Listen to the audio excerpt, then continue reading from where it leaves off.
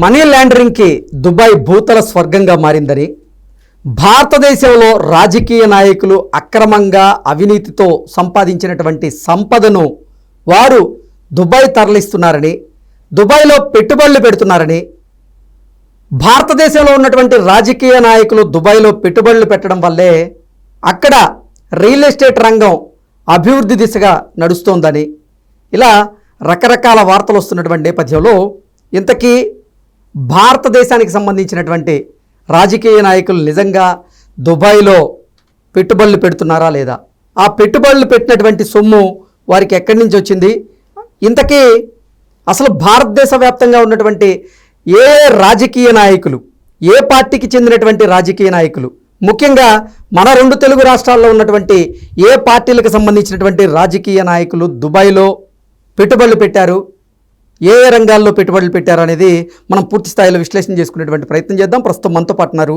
ప్రముఖ రాజకీయ విశ్లేషకులు, ప్రముఖ సీనియర్ జర్నలిస్ట్ డిబిఎస్ గారు. సార్తో మాట్లాడు. సార్ నమస్తే. సార్ నమస్తే.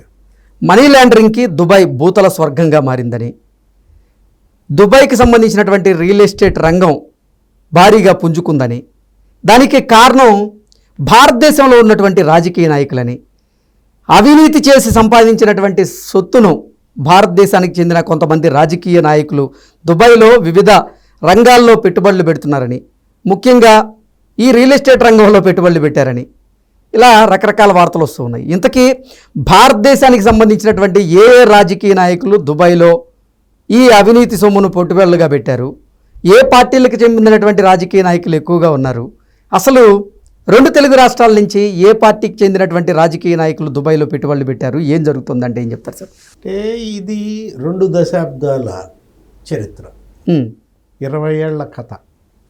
ఇప్పుడు దుబాయ్, ఇండియా. నీకు లాండ్రీ అంటే ఏం గుర్తొస్తుంది సార్? లాండ్రీ అంటే బట్టలు ఇస్త్రీ చేసుకుంటావా? లాండ్రీ అంటే మనీ లాండరింగ్. అది లాండరింగ్. ఇప్పుడు ఏంటంటే మన దృష్టిలోనేమో లాండ్రీ అంటేనేమో బట్టలు ఇస్త్రీ చేయించుకుంటాం, ఇక్కడ లాండ్రీ అంటేనేమో నోట్ల కట్టలు నీకు అక్రమంగా విదేశాలకి, అంటే ఫెమా నిబంధనల ఉల్లంఘన.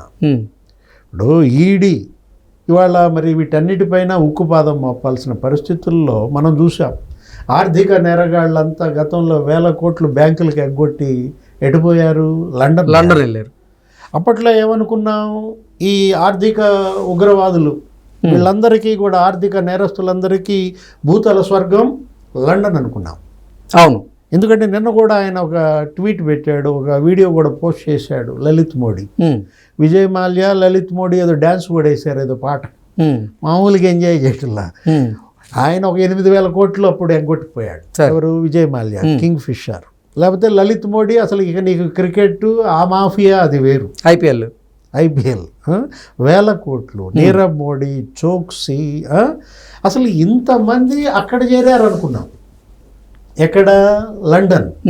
ఇందాక చెప్పింది అదే, అది తొలి 10 ఏళ్ళు. అంటే పారిశ్రామికవేత్తలు భారత్లో ఉన్నటువంటి ప్రముఖ బ్యాంకుల్లో వారు రుణాలు తీసుకొని వ్యాపారం పేరుతో వారు ఆ రుణాలను ఎగ్గొట్టి ఇప్పుడు లండన్ వెళ్ళి కూర్చుంటే, భారతదేశంలో ఉన్న రాజకీయ నాయకులు మాత్రం అవినీతి ద్వారా సంపాదించినటువంటి ఈ అక్రమార్జన్ని వాళ్ళు దుబాయ్లో పెట్టుబడులు పెడుతున్నట్లుగా వస్తుంది. అంటే అది 8 గంటల ప్రయాణం సార్. వీళ్ళకి బాగా ఇబ్బంది పోవటం రావటం. ఇదేముంది, ఇది 3 గంటలే. ఓకే. ఏది దుబాయ్ పోయి రావటం నీకు 3-4 గంటల్లో నీకు ఈజీ. కాబట్టి మొత్తం ఇవాళ పొలిటీషియన్స్ అంటే ఎవరు? వీళ్ళు రాజకీయ నాయకులు ఇవాళ అవినీతి కుంభకోణాలకు పాల్పడిన వాళ్ళు గత 10 ఏళ్లలో నీకు దుబాయ్ విపరీతంగా మనీ లాండరింగ్ జరిగిందని ఇప్పుడు మనం అనుకుంటాం. అదే ఏది? వీళ్ళల్లో ఏ పార్టీ వాళ్ళు అసలు దుబాయ్కి ఇండియాకి రాకపోకలు ఎవరెవరు చేశారు? ఎగ్జాక్ట్లీ మనం చూసాం. చెవిరెడ్డి భాస్కర్ రెడ్డి ఎప్పుడు ఈ ప్రభుత్వం ఏర్పడిన వెంటనే 2 బాబు కొడుకులు, ఎవరు? మోహిత్ రెడ్డి, భాస్కర్ రెడ్డి, నీకు బెంగళూరు ఎయిర్పోర్ట్ నుంచి దుబాయ్ పోయారు. అవును. అప్పుడు పట్టుకొచ్చారు. పట్టుకొచ్చి 41A నోటీసులు ఇచ్చారు. సరే, వీళ్ళు పోలీస్ స్టేషన్ దగ్గర ఏదో ధర్నా చేశారు. అప్పుడు చెవిరెడ్డి భాస్కర్ రెడ్డి ఏమని చెప్పాడు? అక్కడ ఏదో పెళ్ళికి వెళ్తున్నాము, పట్టుకొచ్చారు అన్నాడు. అంటే ఇవాళ శుభకార్యాలకు వెళ్ళడం, పెళ్ళిళ్ళకి వెళ్ళడం, అక్కడే వీళ్ళు ఉండడం, ఆ ఉన్నటువంటి ఆ విల్లాలు, అక్కడ ఉన్నటువంటి ఆ హాళ్ళు, కమ్యూనిటీ హాల్స్ వీళ్ళు అద్దెకి ఇవ్వటం. అదేదంటారు ఏది డెస్టినేషన్ వెడ్డింగా సార్. ఈ మధ్య వీళ్ళంతా కూడా డెస్టినేషన్ వెడ్డింగ్ ప్లాన్ చేసుకుంటున్నటువంటి దాంట్లో అటు వ్యాపారం, ఇటు ఇది. నీకు అక్కడ పెట్టుబడులు పెడుతున్న దేంట్లో వాళ్ళకి దగ్గర దగ్గర ఒక 10% ఏమో 20% అద్దెలు వస్తున్నాయి. 10-20% అద్దెలు ఇవాళ ఏంటది, నీకు అక్కడ ఆస్తులు వాటిపైన పన్ను లేదు. దీన్ని అడ్డం పెట్టుకున్న వాళ్ళు ఏంటి, అటు వచ్చే 10% 20% అద్దెల్లో పన్ను ఎగ్గొడుతున్నారు, కొనుగోళ్లలో పన్ను ఎగ్గొడుతున్నారు.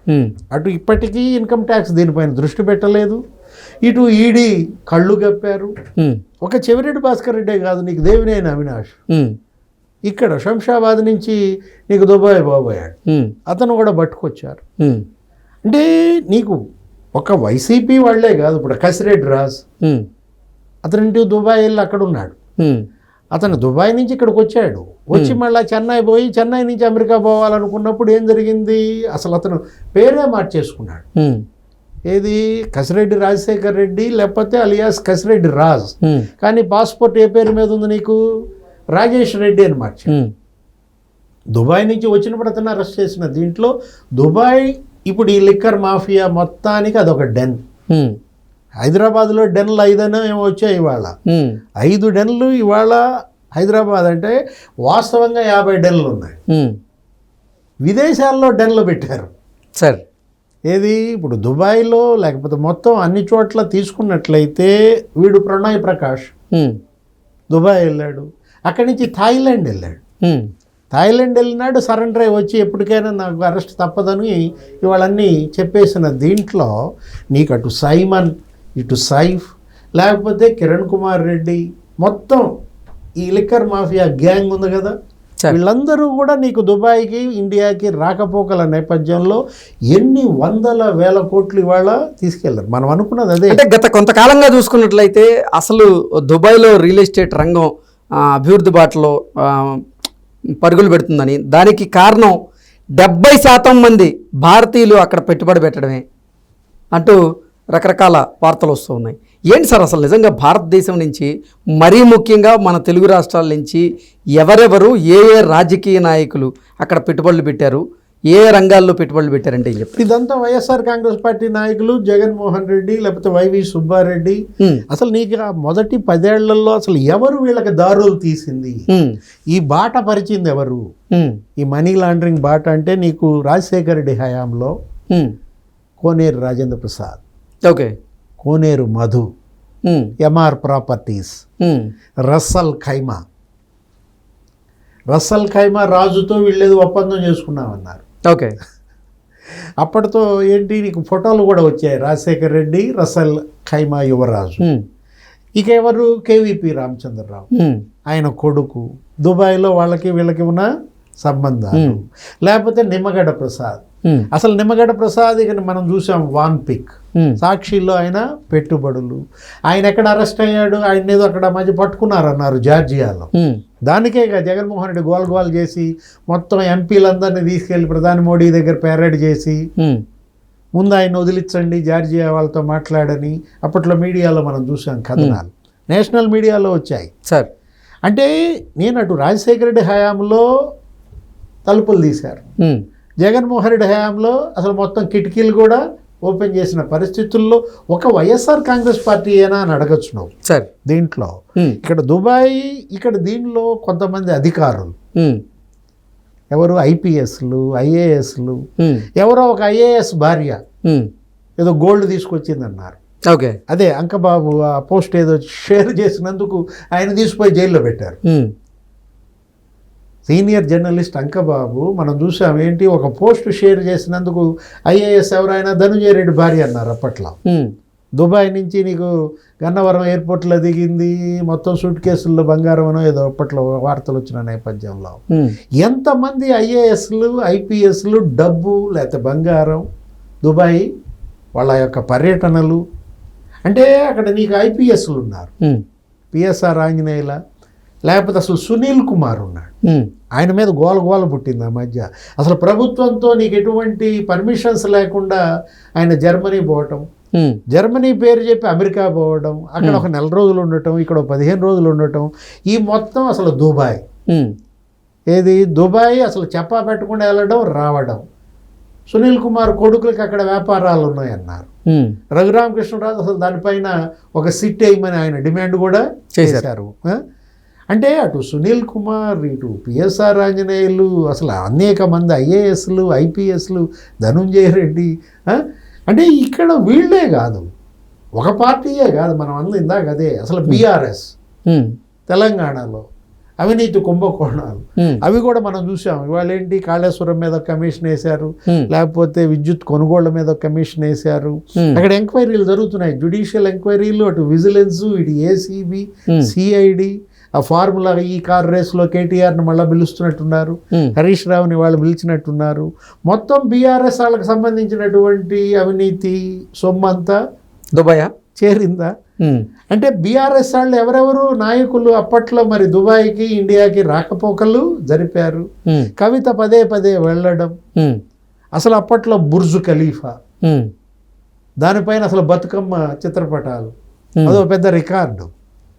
అంటే బతుకమ్మ వసూళ్ళు, ఉమ్, కవిత, హరీష్ రావు, కేటీఆర్, దుబాయ్, ఇంకా బీఆర్ఎస్ వాళ్ళు, లేకపోతే ఇక్కడ అసలు ఒక్కొక్క ఐఏఎస్ ఐపీఎస్లు 100 ఎకరాలు కొన్నారు. ఉమ్, ఎవరు ఎక్కడ జీహెచ్ఎంసీలో పనిచేసినాడు వాడెవడో టౌన్ ప్లానింగ్ ఆడే ఎంత కొన్నాడో. వాళ్ళు ఇంకా ఐఏఎస్లు ఐపీఎస్లు కాదు. అంటే కేసీఆర్ 10 ఏళ్లలో అధికారులు దోచేసిన సొమ్ము, ఇక్కడ హైదరాబాద్ శివారులో ఒకడు 23 ఎకరాలు కొన్నాడు అన్నాడు, ఒకడెవడో అక్కడెక్కడో మనం చూసాం మామిడి తోట 6 ఎకరాలు కొన్నాడు, అసలు అమరావతిలో కూడా ప్లాట్లు కొన్నాడు అన్నాడు. ఉమ్, అంటే వీళ్ళందరూ ఐఏఎస్లు ఐపీఎస్లు భారీ ఎత్తున అవినీతి కుంభకోణాలకు పాల్పడ్డ సొమ్ము అంతా ఇవాళ దుబాయ్లోన, ఓకే, రియల్ ఎస్టేటా, అపార్ట్మెంట్ల, వీటన్నిటిపైన ఇవాళ ఈడీ, కేంద్ర ప్రభుత్వం, అటు సిబిఐ ఇవాళ గనక నిజాలు గనక బయట పెట్టకపోతే, ఉమ్, దీనికి గనక అడ్డుకట్ట వేయకపోతే, గుణపాఠం చెప్పకపోతే భవిష్యత్తులో ఇంకెంత సొమ్ము తరలివెళ్తుంది. Okay, okay sir, thank you so much.